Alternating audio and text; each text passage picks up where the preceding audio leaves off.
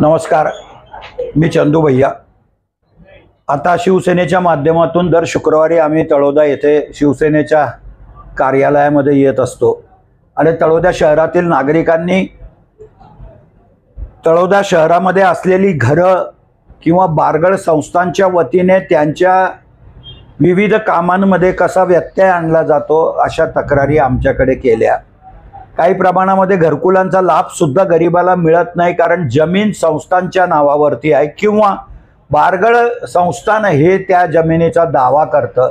खरं म्हणजे संस्थानं ही 1950 पासूनच खालचा झालेली आहेत।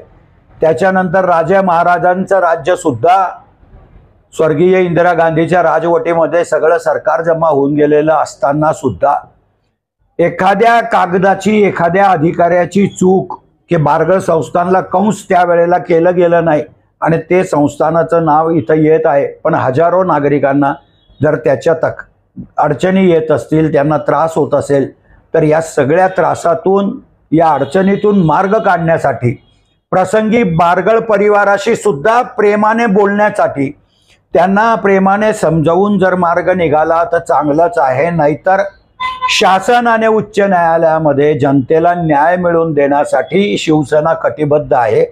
मी सर्व जनतेला विनंती करतो की ज्यांना बारगळांच्या नावाने या जमिनीमध्ये अडचणी येतात किंवा सरकारी लाभ मिळायच्यासाठी ते वंचित असतात, त्या सगळ्यांनी उद्या दुपारी 2 वाजता माळी मंगल कार्यालयामध्ये आम्ही एक बैठक घेतलेली आहे।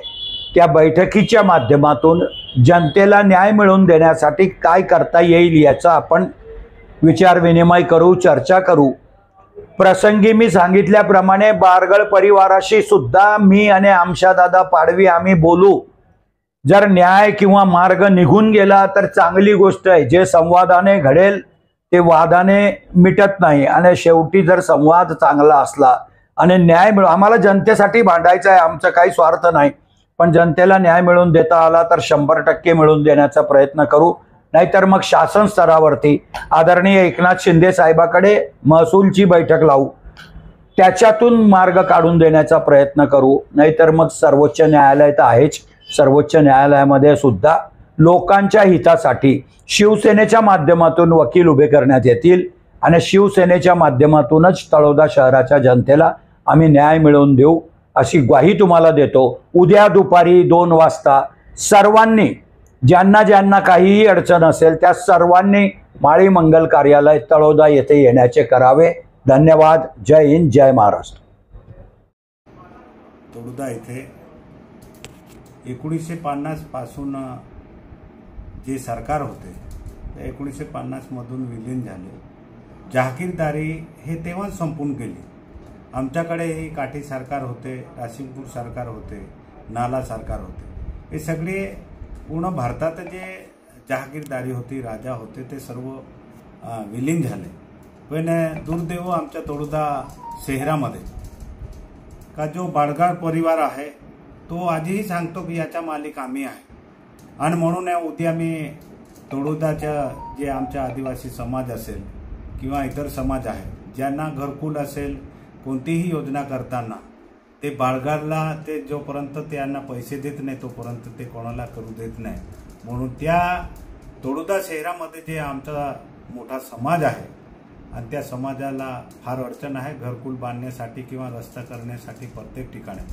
म्हणून उद्या मी 3 वाजता माळी मंगल कार्यालयामध्ये मी स्वतः मीटिंग घेतली आहे आणि तो विषय घेऊन त्या गरीब लोकांना किंवा ते आज विलीन झाल्यानंतर मी मालिक आहे जो दाखवत आहे त्याला कुठेतरी तो लोकांना लुटून खायचा प्रश्न करतो आहे, त्याला मी हाताळून त्यांचा प्रश्न कसा सुटेल, मी महाराष्ट्राच्या मुख्यमंत्री देवेंद्र फडणवीस, एकनाथराव शिंदे साहेब आणि अजितदादांना समोर हा विषय मांडणार आहे। कारण या महाराष्ट्रामध्ये एकही राजा शिल्लक नाही।